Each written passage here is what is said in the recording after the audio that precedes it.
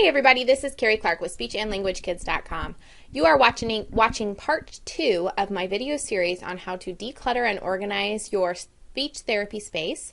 It is the first part of my video series on productivity hacks for speech therapists. So this is part 2. Part 1 went over decluttering your office, and part 2 is going to go over organizing your office. So if you haven't watched part 1 and you would like to, you can find the video. If you're on the web page, you should be on the same page with that video. Just scroll up. If you are on YouTube, you can click the link below the video and that will take you to the page which has all 3 parts of this video series. So without further ado, let's jump in on how to organize your speech therapy space.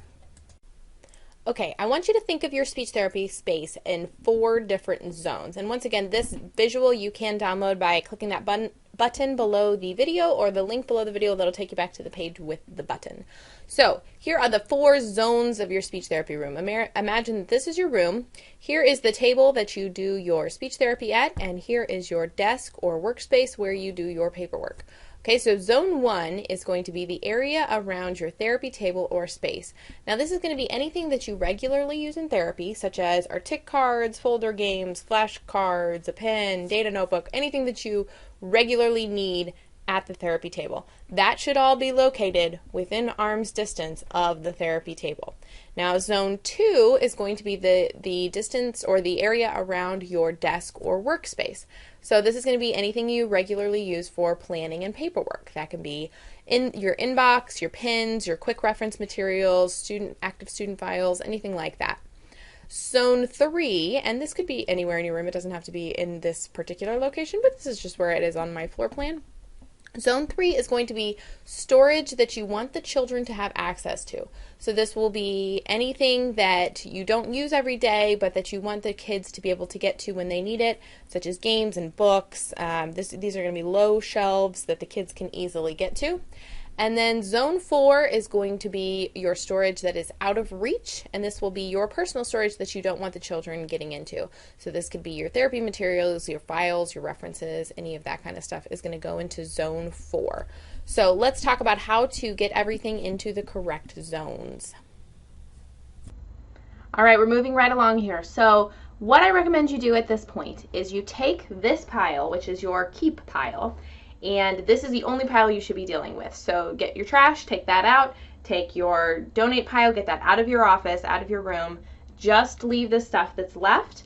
And now you're going to divide that into 4 piles. So you're going to divide it into your zones. Zone 1 being right next to your therapy space, and I have those all on top of my table right now. Zone 2 is going to be student access, just kidding. So zone 2 is going to be around your workspace or your desk space. Zone 3 is going to be the access for the children, and that is all of these toys I have down here on the floor. Those are all going back on those shelves for my student access. And zone 4 is putting them in a cabinet or something that is out of the way for the students, and I have all of that over here. So go ahead and organize your keep pile into those 4 different zones, and then if you want to, you can put that amount of stuff near the location where it's going to be, and that will help you know what kind of shelving or what kind of storage that you're going to need to hold all of that stuff. Once you get it there, eyeball it, figure out what you need, and then find any organization stuff that you have access to. So this would be shelves, buckets, tubs, crates, anything that you can get your hands on to store stuff.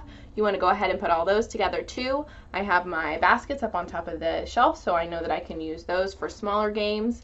And then you may also want to check with your school's storage department. So most school districts will have a storage site where they keep shelving units and things like that that aren't being used. You can always just go over there and browse and see if there's anything that you could use to organize your space.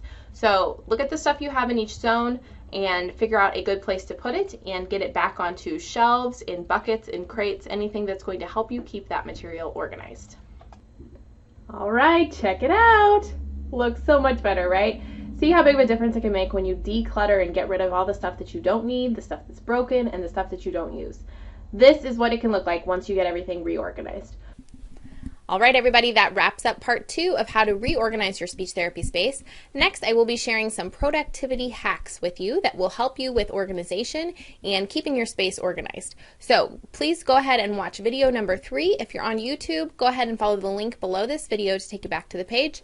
If you're already on the page, go ahead and scroll down for video number 3. Thanks so much.